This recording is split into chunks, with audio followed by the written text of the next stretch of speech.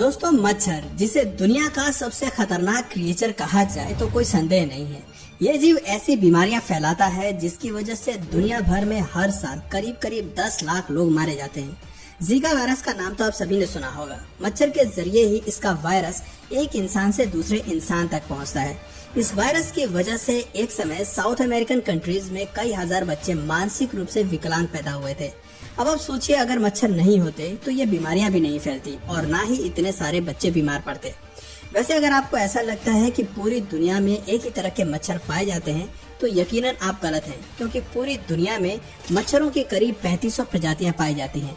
और आपके लिए ये जानना शॉकिंग होगा कि इनमें से ज्यादातर मच्छर की नस्लें इंसानों को बिल्कुल भी परेशान नहीं करती हैं, क्योंकि मच्छरों की कुछ प्रजातियां अपने भोजन के लिए सिर्फ पौधों और फलों के रस पर निर्भर रहती हैं। और रही बात इंसान के खून पीने की, तो आपको बता दें कि मच्छरों की केवल 6% प्रजातियां ही इंसानों का खून पीती हैं, और वो भी सिर्फ मादा मच्छर ही हम इंसानों का खून पीती हैं। नर मच्छर ना तो हमें काटते हैं और ना ही वो बीमारियां फैलाते हैं। ये दोनों ही काम मादा मच्छरों का होता है। वैसे हमें काटकर हमारा खून चूसना मादा मच्छरों की मजबूरी होती है। बिना खून पिए ये अंडे नहीं दे सकती हैं, इसलिए अपने अंडों के विकास के लिए मादा मच्छर हमें काटती हैं। एक्चुअली होता ये है कि जब कोई मादा मच्छर अंडे देने लायक होती है तो उनके न्यूट्रिशंस के लिए फूलों का रस सफिशिएंट नहीं रहता है। ऐसे समय में उन्हें अपने भोजन में प्रोटीन और फैट की भी जरूरत होती है, और ये प्रोटीन और फैट उन्हें उन जीवों के खूनों से मिलता है जिसे ये काटकर उनका खून चूसती हैं। वैसे इंसानों का खून पीने वाले इन 6% प्रजातियों में से भी केवल 50% मादाएं ही अपने अंदर बीमारियों के वायरस लिए फिरती हैं। यानी कुल मिलाकर मच्छरों की केवल 100 नस्लें ही ऐसी हैं जो इंसानों के लिए नुकसानदेह हैं और जिनका इंसानियत पर बहुत ही भयानक असर पड़ता है। वैसे अगर मच्छरों की प्रजातियों में सबसे खतरनाक मच्छरों की बात करें तो इनमें 3 तरह के मच्छर आते हैं: Aedes aegypti, Aedes albopictus, Anopheles gambiae. दोस्तों, इन तीनों में सबसे खतरनाक मच्छर एनोफिलीज गैम्बाई होते हैं, जिन्हें मेनली मलेरिया फैलाने वाले मच्छरों के रूप में जाना जाता है। ये मच्छर आमतौर पर ऐसे एरिया में पनपते हैं जहां पानी जमा रहता है या दलदली भूमि अधिक होती है। ये 24 घंटे खून चूसने के लिए तैयार रहते हैं, यानी दिन और रात दोनों समय ये काटती हैं।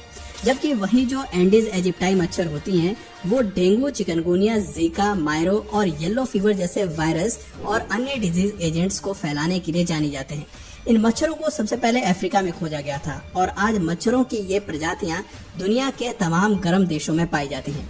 ठीक इसी तरह मच्छरों की दूसरी सबसे खतरनाक प्रजाति एंडीज एल्बोपिक्टस भी दुनिया के गर्म देशों में पाई जाती हैं।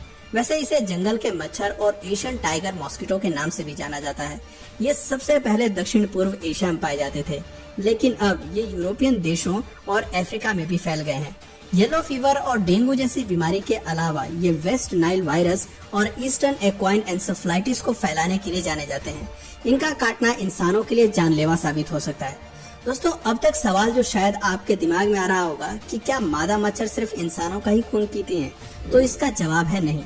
वैसे ये बात 100% सच है कि एक मच्छर इंसानी खून पीने को हमेशा प्रायोरिटी देती है, क्योंकि इससे उनकी कई आवश्यकताएं पूरी हो जाती हैं। लेकिन उन मच्छरों का क्या जो जंगलों में रहते हैं? जंगलों में इंसान नहीं होते हैं। ऐसे में जंगल में रहने वाले मच्छर जंगली पशु पक्षियों के खून को पीकर जिंदा रहते हैं। कुछ जंगली मच्छर ऐसे भी होते हैं जो सिर्फ और सिर्फ जंगली पक्षियों का ही खून पीते हैं। पक्षियों में जो जीका वायरस और बर्ड फ्लू जैसे वायरस पनपते हैं, उसे इंसानों तक पहुंचाने का सबसे बड़ा कारण मच्छर ही है।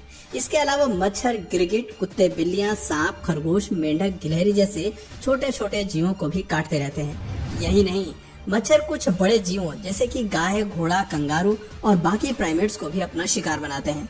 दोस्तों, शायद आपने कभी नोटिस किया हो, जब हम शाम के समय किसी पार्क वगैरह या कहीं खुली जगह में बैठे होते हैं तो हमारे सिर के ऊपर मच्छर मंडराने लगते हैं।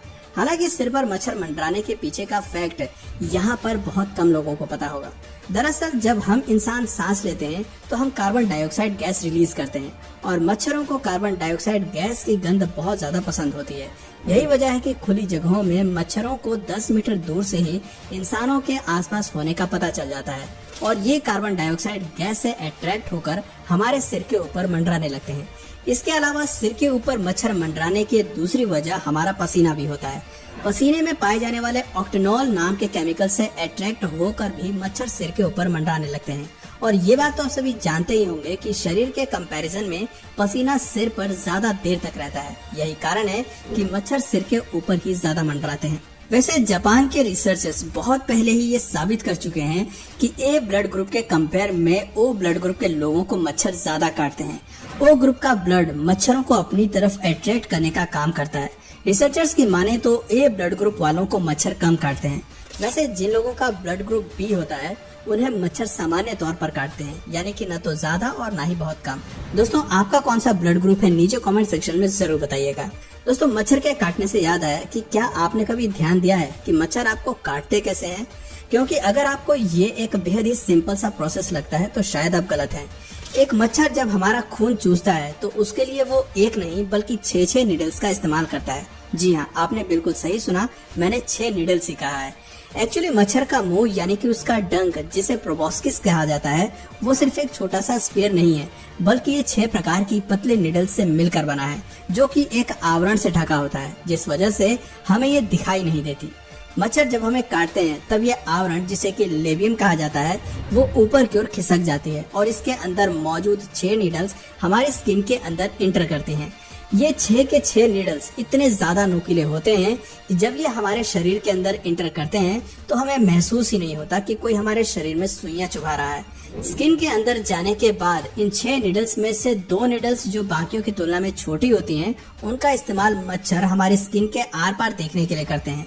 ये दोनों नीडल्स मच्छर के 2 छोटे दांत होते हैं जिन्हें मैक्सिलाई कहा जाता है। इस बीच अन्य 2 नीडल्स जिसे कि मैंडिबल्स भी कहा जाता है वो त्वचा के टिश्यूज को अलग करके पकड़े रहते हैं ताकि ये पूरा प्रोसेस सही से हो सके।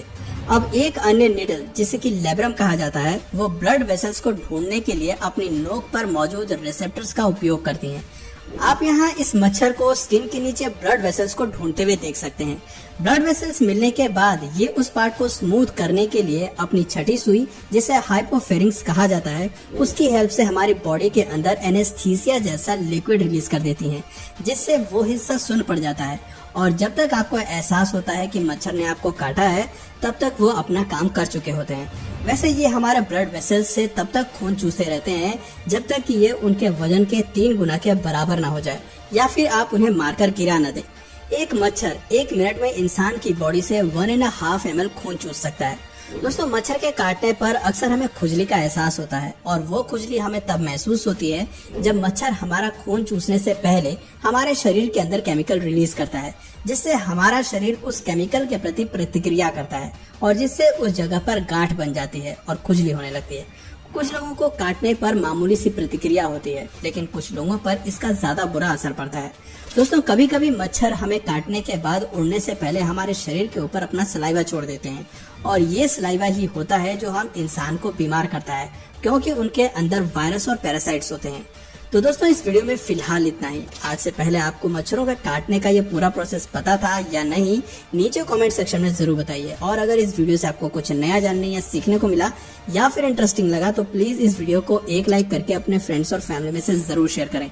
और यदि आप इस चैनल पर नए हैं तो प्लीज इस चैनल को सब्सक्राइब करके बेल नोटिफिकेशन आइकन को ऑन कर लीजिए ताकि हमारे आने वाले वीडियोज आप मिस ना करें। मिलते हैं फिर किसी वीडियो में नए टॉपिक के साथ, तब तक के लिए नमस्कार।